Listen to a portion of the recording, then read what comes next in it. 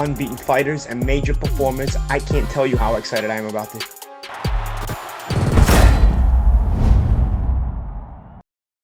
James Helder, IFL TV, MTK Global. With me, I've got the greatest of all humans, none other than Matthew MACKLIN. Firstly, how are you, Matt? All right? I'm good, man. Good. Some settings up here, rooftop press conferences and all that today. Good day for it. Even the sun came out. It looked cold this morning. We've done a little bit for Sky Sports News. Had to put a coat on to go outside. It was freezing. Hard life, you now I'm analysts. sweating. Hard life, you analysts have got, isn't it? Having to put coats on and going outside and stuff. Now I need some sunblock. Let's talk a little bit about this weekend. Daniel Jacobs in action against Maciej Sulecki. Chief support as well. Big Baby Miller in action against Johan Dubhas. Two good fights. Firstly, let's talk a little bit about the Jacobs fight. How do you see that one playing out? Yeah, I think Danny's going to look $1 million. You know what I mean? I remember Danny making his pro debut on the card of Hatton Mayweather.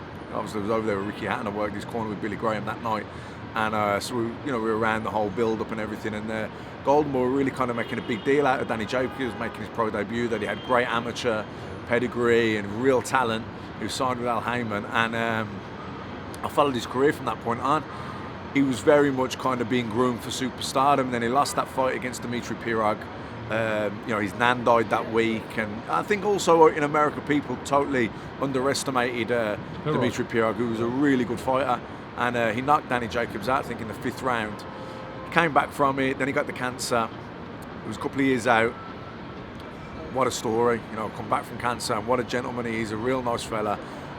Came back then, won a world title. He was kind of looked like he was being protected a little bit. Then he fought Peter Quillen in an all-Brooklyn affair at the Barclays Center. I was at the fight, and he just knocked him, he dropped him heavy, and his legs were gone. And no one wanted to fight Quillen at that point as well. Quillen was a feared man, really. He was a big puncher, huge middleweight, massive puncher. And a lot of people were questioning Danny Jacobs' chin. He'd been put down by Sergio Mora, and they felt that Quillen was a big favourite going into the fight. But Danny Jacobs, boxing's mad. People forget, people forget that he was being groomed for superstardom. But I remembered it because of the like I said, that I was kind of part of Team Hatton. I remember him. He was really being groomed for superstardom. And the bad thing about boxing is you're only as good as your last fight. It's very unforgiving, but the good thing about boxing is you're only as good as your last fight. You can turn it around. Turn it around. And, we had that fight with Golovkin. It was a great performance. Got put down, came back, and very close fight. Could have gone either way. And he came back with a win last time out on a match signed with Eddie Hearn. Came back with a win, but fight never really gelled. His opponent talked the talk in the build-up, but then when it came to it, he just wanted to survive, and it was difficult. Looked so small on the night as well to Jacobs. He looked small, and he just wanted to survive. Like I said, he talked the talk, but he didn't walk the walk, and it was very difficult for Danny, almost impossible for Danny to look good in that fight. But Maciej Sulecki, I think, is going to be a different kettle of fish. He's undefeated. He's a rugged, tough, decent, skilled fighter as well. Come forward. And I think that the styles are going to mesh, and I think it's going to bring the best out in Danny Jacobs. I think Danny's going to get his shots off, he's going to get the openings, he's going to be able to put his combinations together, he's going to be able to go through the gears, and he's going to show how good he is. And I think it's, after Saturday night, he comes to a really good win. He puts himself right back up there, hopefully to get a rematch with Golovkin, or if Canelo gets back in the fold, or maybe a fight with Billy Joe Saunders. But I think he's one of the best middleweights in the world, and he's a great guy as well. Look at Sulecki, it's a bit of a banana skin. If you beat Sulecki, well, you've beat someone that no one really rates or doesn't know that much about. If he, God forbid, loses to someone like Maciej Sulecki, it sets him right back into sort of terms of the pecking order. And Sulecki's results, if you look, wins over Kolkai, wins over Proxer early on in his career. We know he beat Santano when he was undefeated and stuff. So he has been in with the big names, or big unnamed. So do you think he'll be quite unfazed by this? He hasn't fought at Danny Jacobs' level, but he's fought just a level or maybe a couple of levels just below. He's beat some solid fighters, like you just named a few. So he's a good fighter. He's undefeated. He doesn't know how to lose. It's a massive, massive opportunity for him. So Danny has to keep his eye on the ball, you know what I mean? He has to stay focused, he has to focus on Sulecki. Can't be thinking about Golovkin, Canelo, Billy Joe. He's just got to focus on on Sulecki on Saturday night. And because last time out, not his fault, but didn't look $1 million. It was just he got to win. He just got to win. That was all we could really say about it. But he's got this platform. He's on HBO. He's on Sky Sports. He's got to come out on Saturday night, not just win, but he's got to win and look $1 million doing it. And I think he will. Now the news that's obviously upstaged this fight a little bit, if you like, is that of Deontay Wilder and Anthony Joshua. Will the offer be accepted? Are the logistics behind the offer genuine? Is it something that can be worked out immediately? So many questions and speculation, so much things we're waiting on. We got Eddie on the channel yesterday, immediate response. What are your thoughts on everything going on? Well, you know, I was on the flight over here when this was all going on, and so I landed and everyone was kind of going, have you heard the news? And I was like, no, what happened?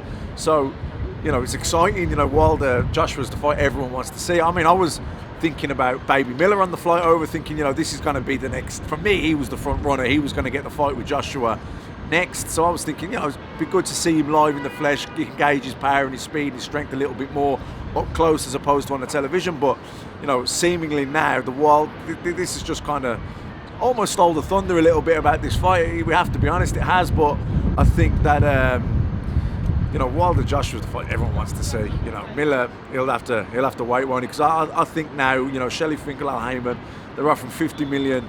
I think it is. You know, they're serious people. I think when you come with an offer like that, they obviously want to make this fight happen, and I think the likelihood is this fight will happen. Can you get your old sort of manager, promoter, friend, whatever you want to call him, Lou DiBella on the blower? Can we get his thoughts on this? If well, we're in New York. Anyone can make it happen, it's you, surely. We're in New York. I'm sure Lou DiBella's got plenty he wants to say on the subject. Although, let's get him involved. You know, I think it's Al Heyman and Shelley Finkel that have been predominantly vocal in this situation. But I'm sure Lou would love to give his take on it, I'm sure. Just ring him up and go, Lou, do you remember all those nights, BB Kings, all those Yo, all Lou, those what are you saying?